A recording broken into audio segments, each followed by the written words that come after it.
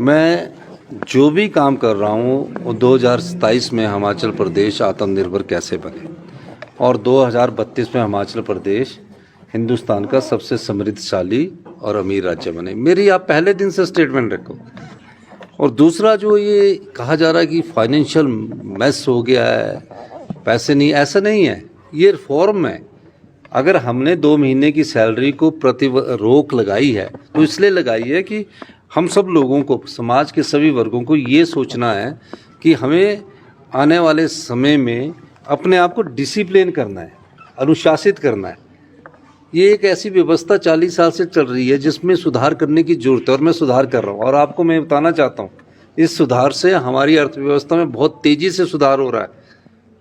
और ये जो कर्जा बोलते हैं 85,000 करोड़ रुपए का कर्जा, तो इनके समय था 10,000 करोड़ की लायबिलिटी भी थी। हमने तो कर्मचारियों को 7% की डीए की किस्त भी दी है, 4% इस बजट में, 3% और दी है। लेकिन अभी हमारी अर्थव्यवस्था तेजी पकड़ रही है, इसमें थोड़ी सी भी रुकावट आती है तो वो थोड़ा सा हमारा जो अर्थव्यवस्था में जो तेजी आई है उसमें कमी आएगी। तो मेरा यह मानना है कि इस प्रकार चर्चा करने की पता नहीं क्या हो गया है, ऐसा कुछ नहीं है। ये सुधारात्मक कदम जब उठाते हैं तो इस प्रकार की स्थिति आती है। और मैं आपको कहना चाहता हूँ कि हमने जो वादे किए वो भी पूरा कर रहे हैं। अब 14 प्रकार की सब्सिडी दी है।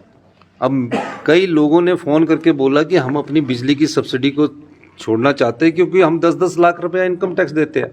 कई लोग बोलते हैं कि हम मुफ्त का पानी नहीं पीना चाहते, पर हमें पानी अच्छा दीजिए।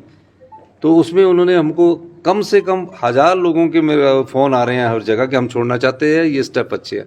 तो उस स्थिति को भी हम ठीक कर रहे हैं, फैसले कर रहे हैं और फैसले करके आगे बढ़ रहे हैं। तो इस प्रकार बोलना कि फाइनेंशियल क्राइसिस है, ऐसा कोई बात देनी है। हेल्थ सिस्टम आपका चरमरा गया, शिक्षा आपकी चरमरा गई। हमें तो 19 महीने हुए। अब इन सब चीज़ों के लिए पैसे की जरूरत है और हम पैसा खर्च कर रहे हैं, उसमें सुधार कर रहे हैं और रिफॉर्म्स हो रहे हैं।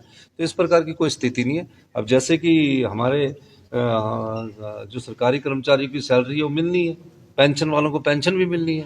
तो 75 साल से ऊपर का एरियर जब हमने 28,000 परिवारों को दे दिया तो और परिवारों को भी मिलेगा। तो थोड़ा सा प्रकार से सुधार है। थोड़ा केंद्र से सर कोई मदद मिली है? केंद्र से तो हमारे अधिकार है। केंद्र से तो हम केंद्र अधिकार लेना चाह रहे हैं। 9200 करोड़ रुपए हमारा एनपीएस का है और 9300 करोड़ रुपया हमारा पीडीएनए का जो मिलना है, कब देते हैं।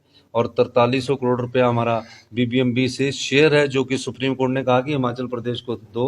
उसकी 11 सितंबर को भी मेरे ख्याल कोर्ट में केस लगा है। सर, आपको लगता है इसमें राजनीति कर रहे हैं? इसमें जिसमें बिल्कुल भारतीय जनता पार्टी यहाँ की राजनीति कर रही है। कभी बोलते कि हमारे मकानों की ड्रोन से स्पाइंग कर रहे हैं, झूठ वो बोल रहे हैं कि हम बोल रहे हैं। कभी बोलते कि शराब के ठेकों की नीलामी हुई, उसमें ऐसा हो गया। उल्टा सीधी बयानबाजी कर रहे हैं। पढ़ के आना चाहिए उनको और थोड़ा स्टडी करके आना चाहिए। धन्यवाद।